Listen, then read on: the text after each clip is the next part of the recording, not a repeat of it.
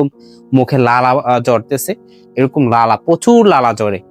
তো দেশের বাইরে থেকে যারা ভিডিওটি দেখছেন সবাইকে শুভেচ্ছা, অভিনন্দন।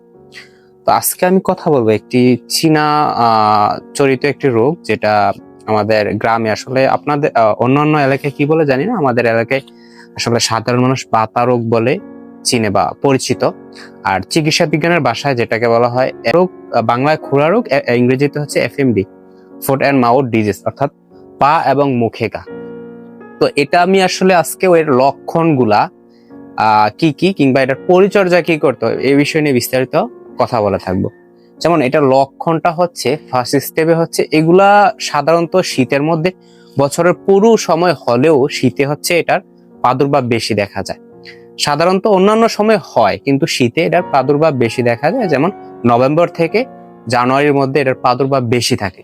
তো এটা বিশেষ করে হয় যদি বাজার থেকে গরু আনা হয়, এই গরুতে আসলে হওয়ার সম্ভাবনা খুবই বেশি থাকে। বাড়িতেও গরু হতে পারে, কিন্তু বাজারের থেকে আনার পর গরু 80% পর্যন্ত হওয়ার রেকর্ড আছে। তো এগুলার যেমন যে কিভাবে বুঝতে পারবেন, যেমন প্রথম আনার পরে 2-1 দিন খাবার খেলেও পরবর্তীতে দেখা যায় প্রচুর পরিমাণ জ্বর আসে, অর্থাৎ টেম্পারেচার 105-6 এরকম টেম্পারেচার থাকে। পরবর্তীতে দেখা যায় যে হচ্ছে হয়তো পায়ের মধ্যে, অর্থাৎ পায়ে ভর দিতে পারছে না, কিংবা পা রাখতে গেলে ব্যথা অনুভব হচ্ছে, এরকম একটা বিষয় আসলে উপলব্ধি করা যায়। আবার দেখা যায় মাঝে মধ্যে যে আপনার পা গুলার যে চিপাগুলা, পায়ের এই যে খুরে যে চিপাটা, এটা হচ্ছে অনেক সময় লাল কিংবা সাদা হয়ে যায়, অর্থাৎ একটা গা কিংবা পচন ধরবে, এরকম একটা সম্ভাবনা দেখা যায়। পরবর্তীতে কিছুগুলা আগে পরে হতে পারে, যে লক্ষণগুলা বললাম আগে পরে হতে পারে। যেমন কিছুগুলা দেখা যায় মুখে দিয়ে অনাবর্ত, এটার যেরকম মুখে লালা ঝরতেছে, এরকম লালা, প্রচুর লালা ঝরে। তো এরকম লালা ঝরতে পারে।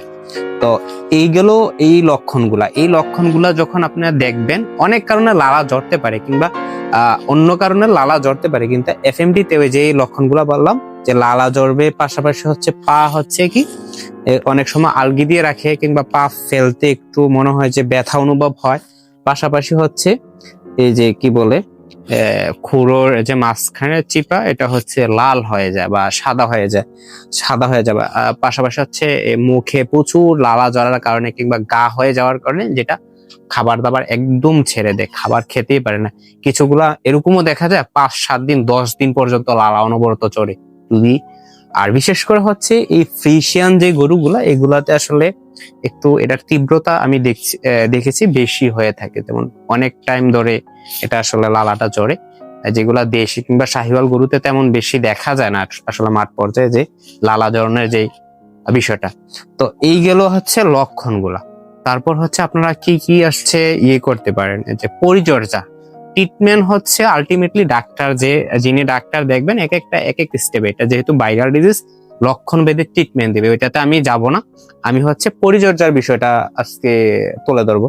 যেমন আপনারা এই যে আগে হচ্ছে পটাশ দিয়ে মুখ এবং পা করে তো দ্রুত করতো, কিন্তু বর্তমানে হচ্ছে পটাশটা কমিয়ে অনেকে খাবার সোটা, ওইটা দিয়ে হচ্ছে মুখ এবং পা দ্রুত করে দেয়, এরকম করে।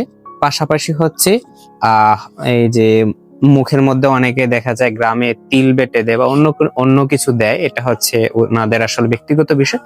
তো আমি যেটা বলবো যে মানুষের কিছু ট্যাবলেট আছে, রিবোফ্লাভিন গ্রুপের রিবোসন, যেটা মানুষের গায়ে ইউজ করা হয়, এটাও আসলে অনেকে দিয়ে থাকে বা দেওয়া যায়।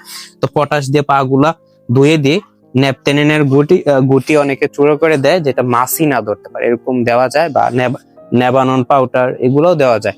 তো এইগুলো পরিচর্যার বিষয়। আরেকটা বিষয় হচ্ছে এই যে নিচের যে মেঝেটা, আচ্ছা, যে জায়গায় গরুটা থাকবে ওই জায়গাটা অবশ্যই পরিষ্কার এবং নিট এন্ড ক্লিন পরিষ্কার রাখবেন সবসময়। তাহলে হচ্ছে কি, এটা হচ্ছে দ্রুত সেরে যাওয়ার সম্ভাবনা থাকবে। কেননা যদি এই জায়গাটা ভিজা থাকে, তাহলে হচ্ছে পাটা সবসময় ভিজা থাকবে, যে কারণে হচ্ছে ইনফেকশন হলে ওইটা শুকাতে সময় নেবে। তো এই ছিল আজকে ভিডিওতে। তো এই লক্ষণ যদি দেখেন, তাহলে অবশ্যই একজন চিকিৎসকের শরণাপন্ন হবেন। আর বিষয় হচ্ছে অনেকে অনেক কমেন্টস করে থাকেন যে কি চিকিৎসা, আসল চিকিৎসার বিষয়টা হচ্ছে কি, এটা হচ্ছে ডাক্তার দেখে ওইটা সিনড্রোম অনুপাতে, যে কোনো ভাইরাল ডিজিজ হচ্ছে সিনড্রোম অনুপাতে চিকিৎসা দেওয়া হয়। এর সাথে শরণাপন্ন হবেন, ওই ডাক্তার আপনার রোগীর অবস্থা ভেদে ট্রিটমেন্ট দিবে। অর্থাৎ আপনারা যে পরিচর্যার বিষয়টা ওইটা বললাম, ওইটা যদি আসলে অবশ্যই মেনে চলতে পারেন কিংবা এগুলা আসলে যথার্থভাবে করতে পারেন তাহলে অবশ্যই আশা করি খুব দ্রুত সেরে যাওয়ার সম্ভাবনা থাকবে। সকলে ভালো থাকবেন, সুস্থ থাকবেন।